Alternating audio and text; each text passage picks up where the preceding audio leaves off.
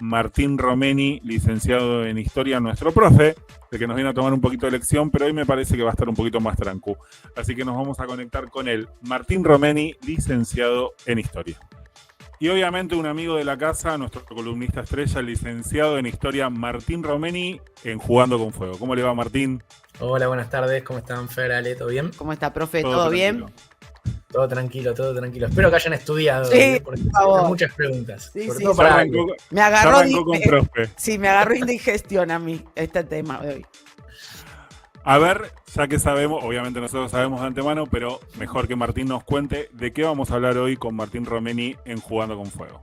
Bien, el día de hoy vamos a tener una columna de actualidad, vamos a salir un poco de la historia, igual vamos a hacer un reconto de situaciones históricas sobre este tema, que es lo que fue la declaración del embajador designado de los Estados Unidos, Peter Lamelas, hablando para el Senado de los Estados Unidos, ¿no? Trump lo elige como embajador en la Argentina y él tiene que presentarse ante los senadores norteamericanos para decir cuáles van a ser las líneas de su gestión con respecto a la Argentina, ¿no? La Argentina tiene una larga historia de relación con los Estados Unidos, pero son contadas las veces con los dedos que ha sucedido algo tan grave como lo que sucedió esta semana, que es el discurso que da este muchacho, el embajador designado Peter Lamelas, sobre cuál va a ser su política con la Argentina. Yo voy a tocar 4 o 5 temas que me parecen clave y que demuestran bien cómo se demuestra la injerencia de los Estados Unidos con respecto a la política soberana, ¿no? La Argentina aún es una república soberana que se independizó de España y que todavía no podemos ser una colonia económica, pero no somos una colonia política. Entonces voy a desmenuzar un poquito el discurso de Peter Lamelas y ahí vamos a charlar con ustedes a ver qué les parece cada punto, ¿no? En primer lugar, tiene una injerencia electoral, que eso ya sería gravísimo, ¿no? Que venga a un mes de elecciones muy importantes en la Argentina, un embajador a hablar sobre las elecciones y a quién el pueblo argentino tiene que votar, es de una gravedad extrema. Que sea el embajador de los Estados Unidos, mucho más, ¿sí? No hay muchos casos en la Argentina en que esto haya sucedido. Los Estados Unidos miden muy bien su política internacional con respecto a los países importantes. Argentina, en el concierto internacional, es un país importante. Entonces es muy grave. Bueno, Peter Lamelas le dijo a los senadores de Estados Unidos que va a hacer todo porque no solo gane ahora en octubre Javier Milei, sino que renueve su gobierno en 2027 y continúe con su política de gobierno. No dijo, voy a apoyar las políticas de gobierno del presidente. Dijo, voy a hacer todo lo que esté en mis manos para que Milei vuelva a ganar, ¿no? Con lo cual, ya esto sería de un escándalo por el cual la Cancillería Argentina tendría que estar pidiéndole al presidente Trump que presente otro candidato, ¿no? Porque todavía no es el embajador, es el embajador designado. Tendríamos que tener algún tipo de resistencia ya con este solo punto, por supuesto, con el enamoramiento que tiene Javier Milei con respecto al inefable Donald Trump. Sabemos que esto no va a suceder, pero bueno, estamos por lo menos nosotros charlándolo. A ver. Hay otros organismos del Estado, hay un Congreso también. Exactamente, el Congreso tendría que tomar palabra. Ahora vamos a ver cómo también tiene injerencia en el Poder Legislativo y en el Poder Judicial lo que dijo Lamelas. Esto no fue gratuito, digo, esto fue tapa del diario Clarín, del diario La Nación, que pueden ser todo lo gorila que quieran, pero son sectores serios de la Argentina en que no es gratuito y no sé si va a ser gratuito. Yo no sé si este tipo va a llegar a embajador de la Argentina, porque hay todo un sector empresario, hay todo un sector del establishment que tampoco le gusta que meta tanto la mano Estados Unidos en sus negocios, ¿no? No están pensando esos tipos en el pueblo argentino, pero sí en sus propios negocios. Una segunda cuestión que trató y que también es muy, muy grave es, primero, el desconocimiento del sistema político argentino, ¿no? El tipo dice, en la Argentina hay 23 gobernadores, ¿sí? Es una confederación, dice él, no es una república. El gobernador tiene su soberanía y yo voy a ir y voy a hablar con los 23, o sea, los voy a ir a apretar a los 23 gobernadores. ¿Con respecto a qué los quiere apretar? Con respecto a los recursos naturales. Claro, ¿sí? Lo que más les interesa a los Estados Unidos. Exactamente. Los Estados Unidos hoy están en busca de lo que se llaman los minerales raros, que es lo que va a venir para todas las tecnologías de la inteligencia artificial, ¿no? Y la Argentina tiene esos minerales raros. ¿Qué sucede? La Argentina vieron que los recursos naturales son provinciales, no son nacionales. ¿Sí? Cada provincia maneja sus recursos naturales. Esto no fue siempre así. Esto es así a partir de la reforma constitucional de 1994. Es un pedido de los Estados Unidos que esto sea de esta manera, mientras en la Argentina se discutía reelección y Consejo de la Magistratura, jefatura de gabinete, los tipos estaban haciendo los negocios. ¿Qué pasa? El mundo de 1994 era un mundo en el cual había un solo polo de poder, que era los Estados Unidos. El muro había caído en el 89. Y los Estados Unidos, ¿qué dijo?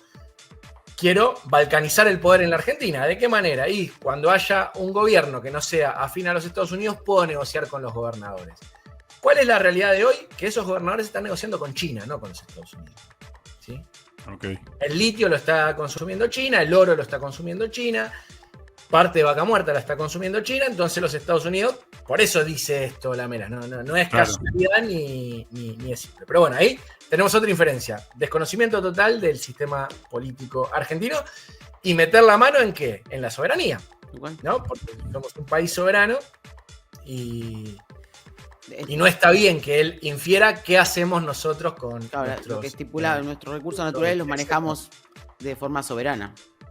Un tercer ítem es su injerencia con el Poder Judicial. Y este es gravísimo también. ¿Por qué? Es parte de una estrategia de Trump, ahora la vamos a desarrollar brevemente, pero dice Peter Lamela, una de mis funciones en la Argentina va a ser que Cristina Fernández de Kirchner continúe presa en la Argentina. ¿Desde qué lugar, no? Y no vi la Corte Suprema de Justicia levantando la voz tampoco en contra del embajador designado, pero fíjense qué locura, ¿no? Es inferir en una causa judicial en el cual ni el Poder Ejecutivo debería tener poder de meterse. No tiene por qué opinar. Exactamente, no al lugar sería. Ahora, nadie del Poder Judicial dijo nada. Lo que abona más la teoría de que muerta o presa, ¿no? Y que esto es un plan, una estrategia a la que fue un títere la justicia nuestra. La justicia, la Corte Suprema, sobre todo. Sin duda. Esto abona más la teoría del lawfare. Uh-huh. ¿Sí? Que si lo juntamos con otra cuestión que está pasando internacionalmente ahora, pero al revés, ¿sí? Fíjense que Trump le impuso aranceles mayores a Brasil, ¿por qué? Porque van a meter a Bolsonaro preso. Entonces Trump le dice a Lula, si vos no metes a Bolsonaro preso, yo te saco el arancel. Entonces están utilizando el lawfare desde el gobierno de los Estados Unidos. En estos dos casos de los dos países más importantes del Cono Sur, queda bien claro. Entonces ahí tenemos un tercer ítem. Todo esto entra en una lógica que en el mundo ya se ha dejado de usar, pero que es la doctrina Monroe. La voy a desarrollar brevemente. ¿Qué es la doctrina Monroe? La doctrina Monroe fue un presidente de los Estados Unidos ahí por la década del 20 del siglo XIX, en el cual Estados Unidos le decía a las monarquías europeas, pensemos la América Latina de Bolívar, de San Martín, que se estaba liberando, ¿no? Estados Unidos le dice, América es para los americanos. Entonces, cualquier injerencia de una monarquía europea en América, Estados Unidos va a saltar como si fuera una ofensa a los Estados Unidos. En ese momento se vio de una manera progresista, nunca se utilizó en el siglo XIX, pero a partir del macartismo, de mediados del siglo XX, se empezó a utilizar de nuevo. ¿Para qué? Como herramienta de injerencia militar de los Estados Unidos en la región. Uh-huh. Cuando Estados Unidos decía, miren, el sandinismo es un movimiento comunista, entonces el comunismo es europeo, me meto y mando los Marines, ¿no?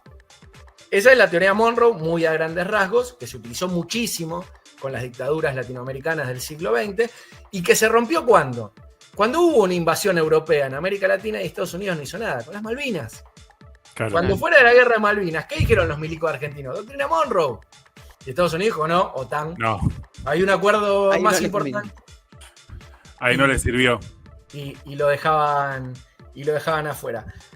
Bueno, toda esta cuestión de esta gran discusión que se va a dar con este embajador, que es un embajador que viene a hacer política de Argentina, ¿sí? Claramente viene a tener una injerencia política. Yo tomé en la historia argentina dos estudios de casos, los voy a desarrollar muy brevemente porque nos corre el tiempo, pero que son importantes. En los dos casos fueron con gobiernos peronistas, ¿sí? De un color y de otro. El primero en realidad no era un gobierno peronista porque estaba gobernando un régimen militar, ¿no? Que fue cuando Estados Unidos manda al embajador quizás más conocido de la historia argentina de los Estados Unidos, que es Sproul Braden, ¿no? Lo envía a Braden, esto es en el año 44 que lo envía, Y lo envían, ¿por qué? Porque querían romper la lógica del gobierno de Farrell con su vicepresidente Perón. ¿Sí? Esto es antes de que Perón sea presidente.